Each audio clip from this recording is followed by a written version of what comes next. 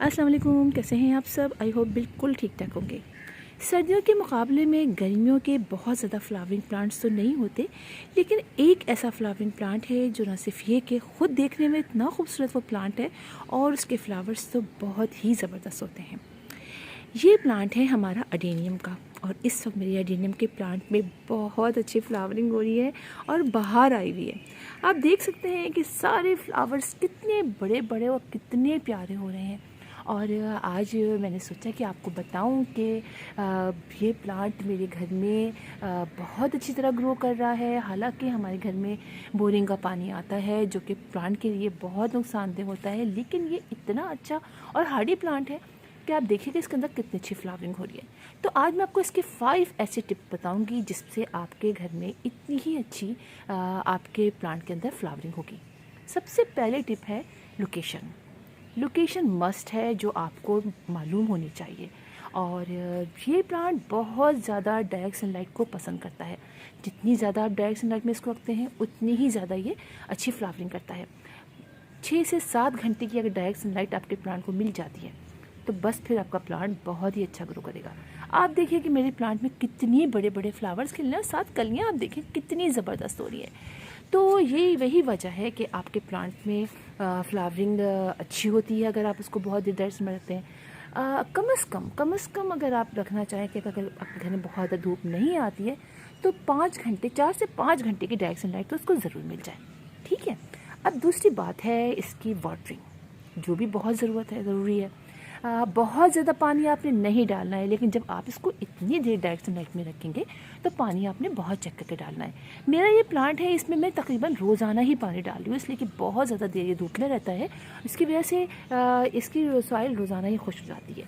लेकिन फिर भी मैं चेक करती हूँ, अगर मुझे लगता है कि इसके अंदर अभी बहुत ज़्यादा पानी है या थोड़ा सा भी पानी है तो फिर मैं पानी उस दिन नहीं डालती हूँ। और जैसे ही मुझे लगता है कि हाँ बस अब पानी डाल लेना चाहिए, काफ़ी जो है वो ड्राई की तरफ जा रहा है, तो फिर मैं पानी डाल देती हूँ। तो उससे ये होता है कि आपके फ्लावर्स देर तक एक तो खिले रहते हैं, लीव आपके नहीं ख़राब होते, और नीचे जिसका कॉर्डेक्स होता है ना, इसमें ऑलरेडी पानी होता है। देखिए कितने मोटे मोटे से ये होते हैं, इनके अंदर ऑलरेडी पानी होता है। इसकी वजह से अगर हम ज़्यादा पानी डालते हैं तो ये गल जाते हैं। लेकिन ये आपको खुद ख्याल रखना पड़ेगा कि अब आपका प्लांट जो है उसको कितनी पानी की रिक्वायरमेंट होती है।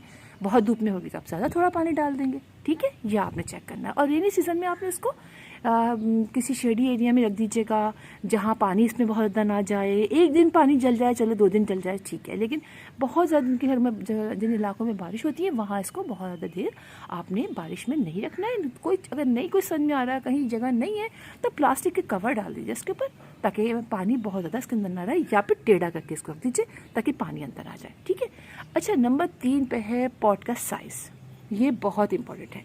आप देखिए कि मेरा प्लांट की जो पॉट है वो ज़्यादा बड़े बड़े नहीं हैं, पॉट जो छोटे हैं, और इसी वजह से पानी बहुत ज़्यादा इसके अंदर रह ही नहीं पाता।